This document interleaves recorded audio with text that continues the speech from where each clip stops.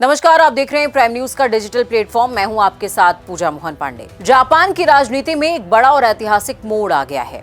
जी हां, रविवार को हुए आम चुनावों में जापान की सत्ताधारी पार्टी लिबरल डेमोक्रेटिक पार्टी यानी कि एलडीपी ने निचले सदन हाउस ऑफ रिप्रेजेंटेटिव्स में 2/3 बहुमत हासिल कर लिया है। जी हां, 2/3 बहुमत। इस जीत के साथ ही जापान के प्रधानमंत्री सनाए तकाइची को अपने एजेंडे को बिना किसी बड़ी रुकावट के आगे बढ़ाने की ताकत मिल गई है। ये जीत सिर्फ सीटों की नहीं है, बल्कि जापान की नीति, सुरक्षा, अर्थव्यवस्था और संविधान चारों पर असर डालने वाली मानी जा रही है। 2/3 बहुमत का मतलब क्या होता है, अब सबसे पहले ये समझिए। जापान की संसद के निचले सदन में कुल मिलाकर के 465 सीटें हैं। 2/3 बहुमत के लिए जरूरी सीटें कितनी हुई? 310। एलडीपी को मिली हैं 310 सीटें और इसका सीधा सा मतलब है सरकार संविधान संशोधन की प्रक्रिया शुरू कर सकती है। ताकत पूरी है। अगर ऊपरी हाउस की बात की जाए, हाउस ऑफ काउंसिलर्स की बात की जाए, किसी कानून को खारिज भी कर दे तब भी निचला सदन उसे पारित कर सकता है। विपक्ष सरकार को रोकने की स्थिति में अब बिल्कुल नहीं है। युद्ध के बाद के जापान में ये पहली बार ऐसा हुआ है। सनाए तकाइची कौन है और उनकी जीत क्यों अहम है, अब ये भी जानना समझना इंपॉर्टेंट है। सनाए तकाइची अक्टूबर में प्रधानमंत्री बनी थी।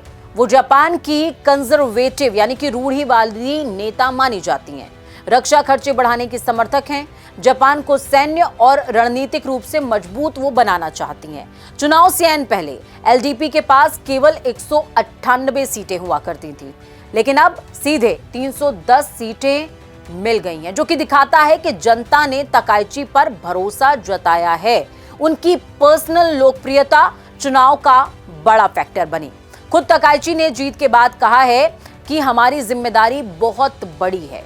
हमें चुनाव में किए गए हर वादे को पूरा करना है, हर्फ बहर्फ।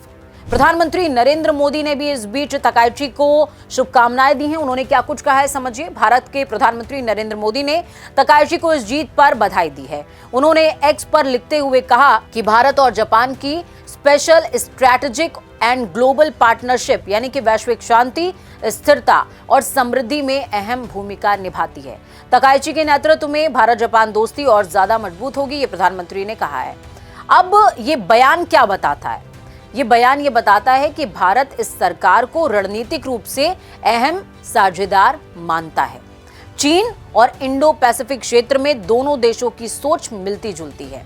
एलडीपी की इस जीत से जापान की नीति में क्या बदलाव आएगा, क्योंकि जैसा लीडर होता है उसकी वैसी सोच देश पर इंप्लीमेंट होती है।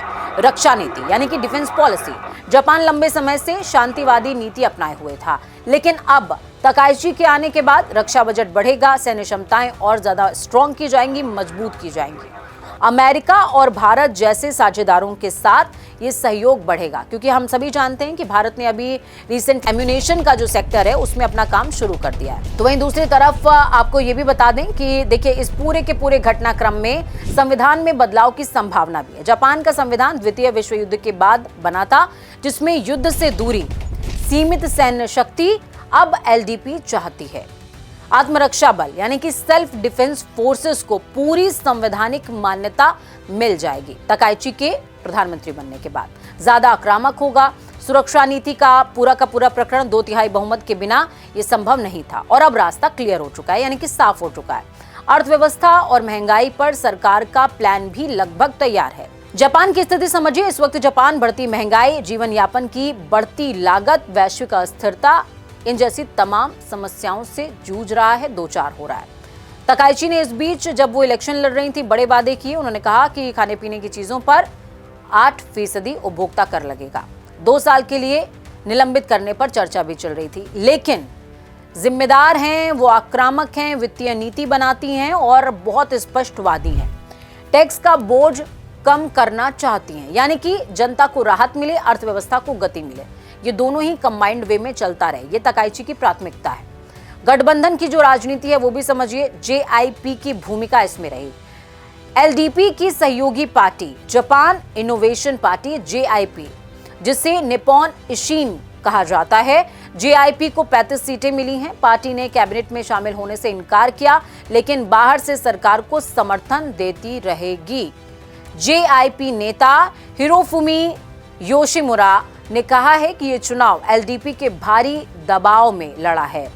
जी हां, और इस दौरान उन्होंने ये भी कहा कि विपक्ष को कितना नुकसान होगा, इस बात का भी जिक्र जरूरी है। सबसे बड़ा झटका विपक्ष को जो लगेगा, स्ट्रैटेजिक रिफॉर्म अलायंस को। जी हां, चुनाव से आने पहले 167 सीटें थी इनके पास, चुनाव के बाद लगभग आधी हो गई, यानी कि इससे भी कम। इसके सहनेता योशिहिको नोडा, टेत्सुओ सेटो, इन्होंने हार के बाद इस्तीफे के संकेत भी दे दिए हैं। छोटी पार्टियों का उभार होगा और इस दौरान सेंसेटो पार्टी, जो कि जापानी फर्स्ट का एजेंडा लेकर के चलती है, इसको 2 सीटें मिली थी पहले और अब 13 सीटें हैं। टीम मिराई की बात करें तो डिजिटल टेक्नोलॉजी, युवाओं की राजनीतिक भागीदारी की ये बात करते हैं। पहली बार 9 सीटें इनको मिली थी और ये दिखाता है कि युवा और वैकल्पिक राजनीति को भी समर्थन मिल रहा है। इनका भी जो वोटिंग टर्नआउट रहा है वो अच्छा रहा। चुनाव प्रक्रिया और टर्नआउट कैसा रहा वो समझिए कि कुल उम्मीदवार इसमें 1300 यानी कि 1300 उम्मीदवार थे। सीटें 289 और इस दौरान सिंगल मेंबर जिले थे। 176 अनुपातिक प्रतिनिधित्व था। वोटिंग की बात करें तो शुरुआती वोट 27.02 मिलियन और वोटर टर्नआउट 56.23%। पिछले चुनाव से करीबन 2% ज्यादा। ये 36 सालों में पहली बार हुआ है। जी हाँ, 36 सालों में 3 दशक से ज्यादा समय बीत गया और पहली बार हुआ है कि फरवरी में आम चुनाव कराए गए। भारी बर्फबारी के कारण आलोचना भी हुई। कुल मिलाकर के इसका मतलब क्या रहा? इसका मतलब रहा, सरल शब्दों में समझिए कि जापान में मजबूत और स्थिर सरकार बनी है। प्रधानमंत्री तकाइची अब ज्यादा ताकतवर हैं, ज्यादा स्वतंत्र हैं, ज्यादा निर्णायक भूमिका में होंगी। और भारत के लिए ये कैसे इंपॉर्टेंट है? जापान एक भरोसेमंद रणनीतिक साझेदार बना रहेगा। इंडो पैसिफिक में सहयोग भारत का बढ़ेगा। दुनिया के लिए जापान अब ज्यादा एक्टिव ग्लोबल रोल निभा सकता है। यानी कि कुल मिलाकर के बल्ले बल्ले है जापान के लिए। लेकिन तकाइची के पास ये जो ताकत है, अगर इसको वो पॉजिटिव वे में यूज करती हैं तो जापान का नक्शा, जापान का जो दिशा है, दशा है, तस्वीर है, वो चेंज हो सकती है। बड़ी जिम्मेदारी है तकाइची के ऊपर और भारत के ऊपर भी कि कैसे जापान को साथ रखकर वो आगे बढ़ता है। क्योंकि जब सरकार पूर्ण बहुमत से आती है और उसके पास पूरी ताकत होती है तो पड़ोसी मुल्कों के लिए भी स्पष्ट होता है कि हमें किस दिशा में अपनी स्ट्रैटेजी को आगे लेकर के जाना है। तो भारत के लिए भी चीजें थोड़ी और आसान हो जाएंगी। फिलहाल आज के इस एक्सप्लेनर में इतना ही। मुझे दीजिए इजाजत। मैं पूजा मोहन पांडे, साइनिंग ऑफ।